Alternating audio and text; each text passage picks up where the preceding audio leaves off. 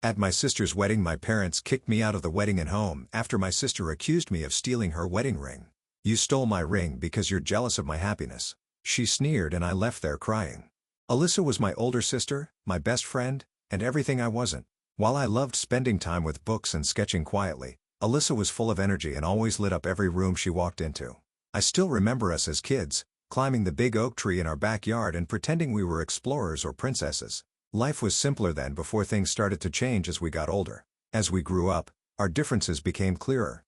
Alyssa was outgoing, talented, and seemed perfect in every way. She wrote poems that made our English teacher cry, acted in every school play, and even found time to shine on the rugby team. Meanwhile, I was quiet and preferred spending my lunch breaks in the library instead of with the crowds in the cafeteria. Our parents never showed favoritism. They were just as proud of Alyssa's big achievements as they were of my good grades and smaller accomplishments, but it was clear that Alyssa was destined for bigger things. When college acceptance letters arrived, it wasn't surprising that Alyssa got into Fresno University, one of the best schools in the state. I'll never forget the day her acceptance letter came. Mom and Dad were overjoyed. "Our baby's going to Fresno," Mom cried, hugging Alyssa tightly. Dad was calling relatives to share the news. "Alyssa got into Fresno with a full scholarship," he told everyone. That was when our paths truly started to split. We still loved each other, but life took us in different directions. Alyssa moved to the city to start her new life while I stayed in our hometown, still living in the house we grew up in, trying to figure out my own path. I never expected that my bond with Alyssa would be tested in a way I couldn't imagine. But one golden ring changed everything, breaking what we had built over the years and making me question everything I thought I knew about family, trust, and forgiveness. Alyssa would call home every week, sharing her success stories and achievements. I'd sit at the kitchen table, watching Mom's face light up with pride as Alyssa talked about her latest accomplishment at Fresno. "Did you hear?" Mom would tell everyone. "Alyssa's research paper was published in the university's psychology journal, and she's only a sophomore." Dad would add, "And she still has a perfect 5.0 GPA while doing all that extra research. That's our girl." Meanwhile, I spent 3 years after high school working at the local diner saving money for community college. When I finally started at Stone Ridge Estate Community College, my parents smiled and said, "That's nice, dear." It wasn't Fresno, but it was something. "Alyssa was on TV again yesterday," Mom said during dinner one night. "They interviewed her about her research on childhood development. She looked so professional." "That's great," I muttered, barely touching my food. I worked hard at school, but getting an A+ in Intro to Business didn't seem to matter compared to Alyssa's published papers and TV appearances. My achievements felt small, like a candle next to her spotlight. After I graduated, reality hit hard. Alyssa had already landed a job at Preston Medical Center and was becoming a rising star in their psychology department. Meanwhile, I was handing out resumes to local businesses and not getting any calls back. That's how I ended up working at Aunt Kate's store as an assistant administrator. She gave me the job with that familiar look of pity I was getting used to. "It's just temporary," she said, "showing me around until you find something better for someone with a degree." Then everything changed with one phone call. Alyssa called one Friday evening, her voice full of excitement. "Mom, Dad, I met someone," she said on speakerphone. "His name is Sam, and he's a lawyer at Blackwell & Associates. His family owns half the buildings downtown." I watched as Mom and Dad exchanged looks of approval. Of course, Alyssa would find someone as successful as she was. "He's taking me to Rome next month," Alyssa added. "His family has an apartment there. Can you believe it?" "That's wonderful, sweetheart," Mom exclaimed, while Dad beamed with pride. I sat there in my old sweatpants, still living in my childhood bedroom and making minimum wage at my aunt's store. The difference between Alyssa and me couldn't have been clearer. Alyssa was a successful psychologist dating a wealthy lawyer, while I was the sister who couldn't seem to get her life on track. "When do we get to meet him?" Mom asked eagerly. "Soon," Alyssa said. "He's taking me to that new French restaurant this weekend, but maybe next week we can come for dinner." I left the kitchen before they could see the tears in my eyes. It's not that I wasn't happy for Alyssa. I was, but every time she succeeded, it felt like it made my failure stand out even more. Every step forward she took seemed to push me 3 steps back. Holidays became all about Alyssa's exciting life. She'd arrive at our parents' house like a celebrity, full of stories about important clients, big therapy breakthroughs, and glamorous dates with Sam. And then the CEO himself thanked me in front of the entire board. She said over Thanksgiving dinner, while I quietly passed the mashed potatoes, "Tell them about the conference in Boston, honey," Mom said proudly. I sat there in my work clothes from the store, still living at home, because minimum wage wasn't enough to afford my own apartment. Even with my aunt's employee discount, I couldn't save enough to move out. Then came the announcement we all saw coming. It was during Christmas dinner when Alyssa stood up with Sam next to her, both smiling from ear to ear. "We're getting married," she squealed, holding out her hand to show off a stunning gold ring with a sparkling diamond. "It's been in my family for generations," Sam explained.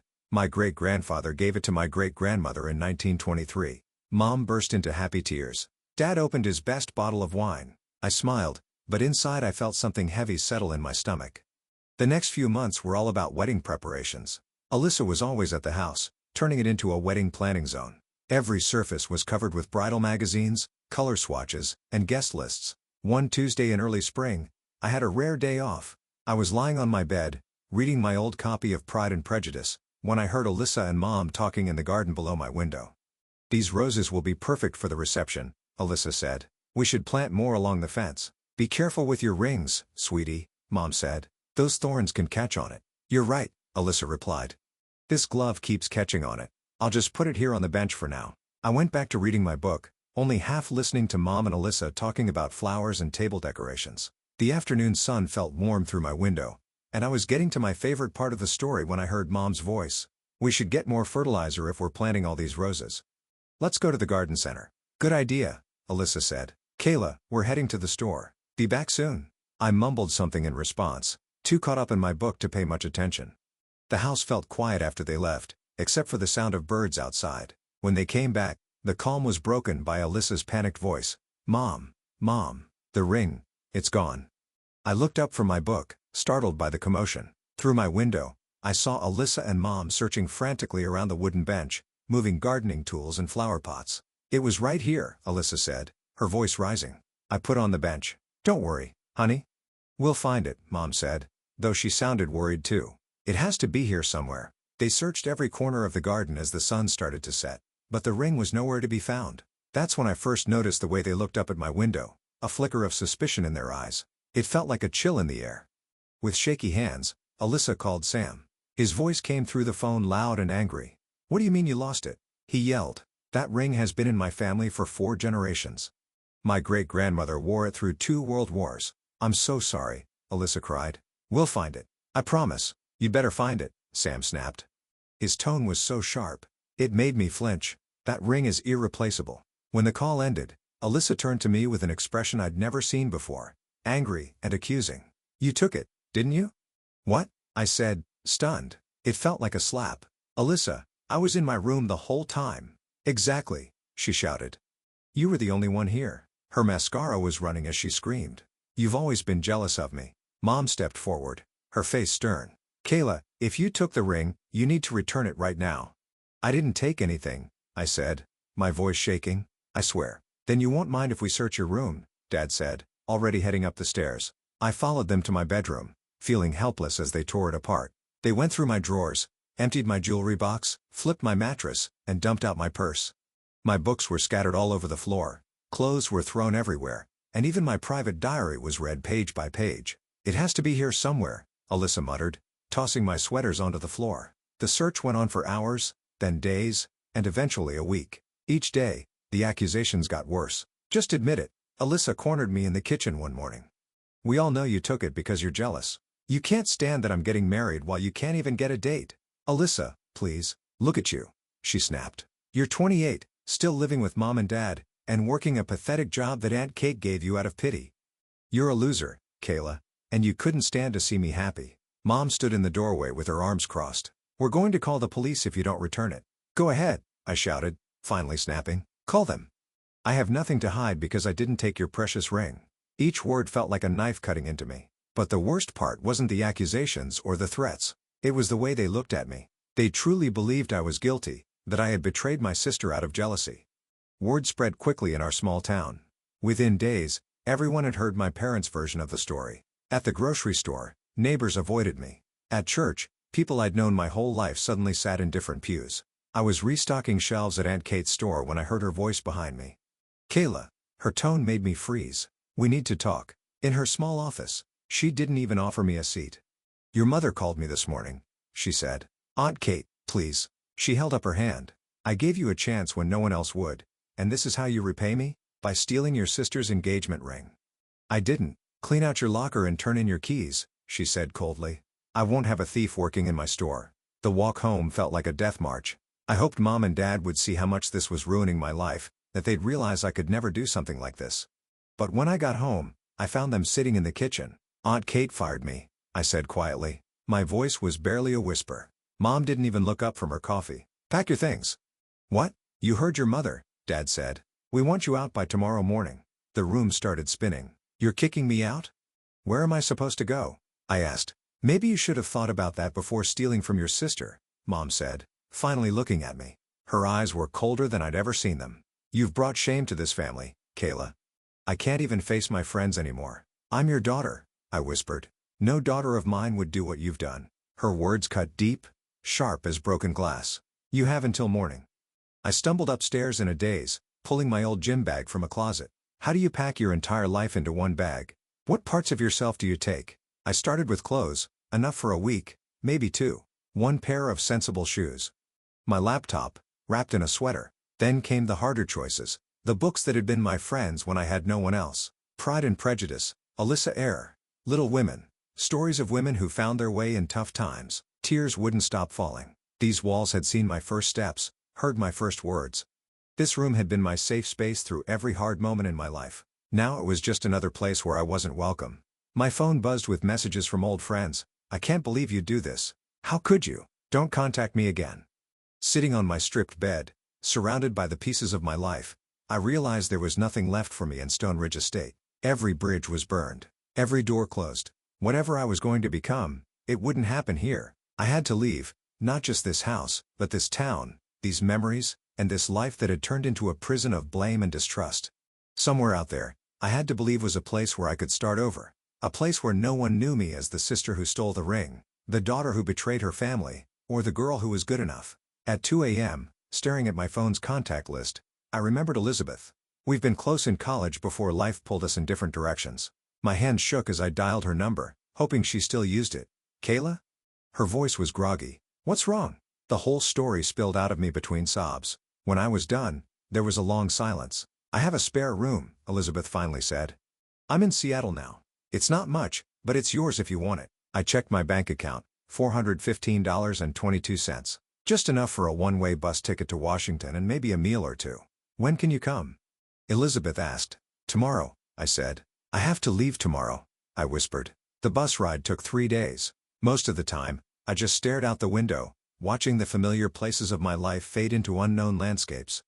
My gym bag sat on my lap, holding everything I owned. It felt like a lifeline. Elizabeth was waiting at the station when I arrived, just like she promised. She hugged me right away, and for the first time in weeks, I felt human again. "The store where I work is hiring," she said as we drove to her apartment. "It's just retail, but it's something." I started the very next day. The store manager looked at my business degree and my desperate eyes and handed me a name tag. "You're on register too," he said. I threw myself into the job like it was my lifeline. Every shift, every sale, every minute felt like one step further away from Stone Ridge Estate and the mess I'd left behind. When my coworkers complained about long hours, I stayed late. When they groaned about rude customers, I handled them with a smile. 4 months later, I was promoted to floor supervisor. 3 months after that, assistant manager. By 9 months, I was running my own department. "You're different from most people we promote," my district manager said during my review. "You're hungry." He was right. I was hungry, not just for success, but to prove myself. To prove that I could be more than what my family thought I was. The day I signed the lease on my first apartment, I finally felt free. It was small, just a studio with a tiny kitchen, but it was mine. No one could tell me to leave. No one could go through my things.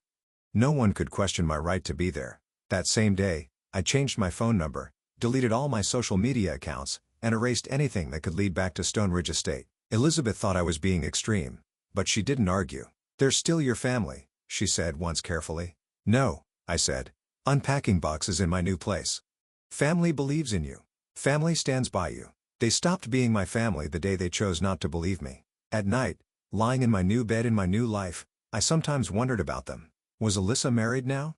Did Mom still garden? Did Dad still read the paper every morning at the kitchen table? But wondering was dangerous. Wondering led to doubting, and doubting pulled me back to that dark place where I questioned everything, even myself. I focused on work, building a new life, and becoming someone who couldn't be ignored or cast aside. Someone who didn't need anyone's approval. Someone strong enough to survive being erased from her own family story. Even though I tried to move forward, There were nights when curiosity got the best of me. On those nights, I'd ask Elizabeth to check Alyssa's social media on her phone. She got married, Elizabeth told me one evening. Scrolling through pictures. Big white dress, church wedding. Your parents look happy in the photos. I nodded, pretending it didn't hurt, but it felt like a knife in my chest. A year later, Elizabeth told me, she's pregnant. She showed me a photo of Alyssa cradling her belly, Sam's hand resting over hers. She looked radiant. Years passed this way. I built my new life in Seattle while catching glimpses of my old one through Elizabeth's phone. I watched my family's life go on without me. Pictures and posts that never mentioned the daughter who was gone, the sister who was missing. Then one day, everything changed. Elizabeth called me, her voice breathless. Kayla, you need to see this. She sent me a screenshot of Alyssa's latest post. To my sister Kayla, I'm sorry. I was wrong. If anyone knows where she is, please help me find her. I need to make this right. Please share this post. I stared at the words until they blurred. It's probably some kind of trick, I said. I don't think so, Elizabeth said softly. Look at the comments. Your parents are there too. They're begging you to come home. My hands shook as I read their comments. Mom, please come home, sweetheart. We need to talk to you. Dad, we made a terrible mistake. Please give us a chance. After 5 years of silence, their words didn't feel real, but there was something genuine in their desperation. I dialed the old house number, half expecting it to be disconnected. Mom answered on the first ring. Hello. Her voice hadn't changed. It's me, I said quietly. There was a sharp intake of breath. Then, Kayla. Oh, God, Kayla. I could hear her crying and calling for Dad. Their voices tumbled over each other. Please come home. We need to see you, they said. There's something you need to know. I can come next weekend, I heard myself say. The drive back to Stone Ridge Estate was the longest of my life. Each mile brought back memories I had tried to bury. When I arrived, the town looked exactly the same, as if nothing had changed while I'd been gone. Alyssa's car was in the driveway. My heart pounded as I pulled up. I walked up the familiar path to the front door. They were all waiting in the living room. Mom, Dad, and Alyssa. 5 years had changed them too. Mom's hair was grayer, Dad seemed smaller, and Alyssa was holding a sleeping little boy, about 5 years old, on her lap. We found it, Mom said, her voice trembling. The ring. We found it. Dad stepped forward. We were replanting the roses last week, and there it was tangled in the roots. Right where I knocked it off the bench that day, Alyssa finished, tears streaming down her face. The ring fell, and then we covered it with soil while planting. It's been there all this time, growing deeper with the roses. The truth hit us all at once, breaking something inside each of us. The living room filled with raw, uncontrollable sobbing. Mom collapsed into Dad's arms, her whole body shaking. Dad's usual calm finally broke, and tears streamed down his face. Alyssa fell to her knees, crying so hard it woke the sleeping boy in her arms. And me, after 5 years of holding it all and trying to be strong, trying to survive, I finally let go. The tears came in waves, years of pain and loneliness pouring out in deep, gut-wrenching sobs. I'm so sorry, Kayla, Alyssa choked out between gasps. I was horrible to you, cruel, unforgivable. I let my fear and Sam's anger cloud my judgment. I chose to believe the worst about my own sister. Mom reached for my hand but stopped, unsure. We failed you as parents, she whispered through her tears. We should have believed you, protected you. Instead, her voice broke, and she couldn't finish. Please, Alyssa pleaded, her voice desperate. Tell us how to make this right. I'll do anything. We all will. I looked at them. These people who had once been my whole world then became my worst nightmare. And now, I didn't know what they were. I can't just pretend the last 5 years didn't happen, I said, wiping my eyes. You didn't just accuse me. You condemned me. You turned the whole town against me, threw me out with nothing but a gym bag and nowhere to go. What if? Mom hesitated, then continued. What if we saw someone, a family therapist, someone who could help us rebuild what we broke? Once a month, Dad added quickly, his voice thick with emotion. As long as it takes. I looked at the little boy on the couch. My nephew, I realized. He had Alyssa's nose and Sam's dark hair. 5 years of his life had passed, and I hadn't been there.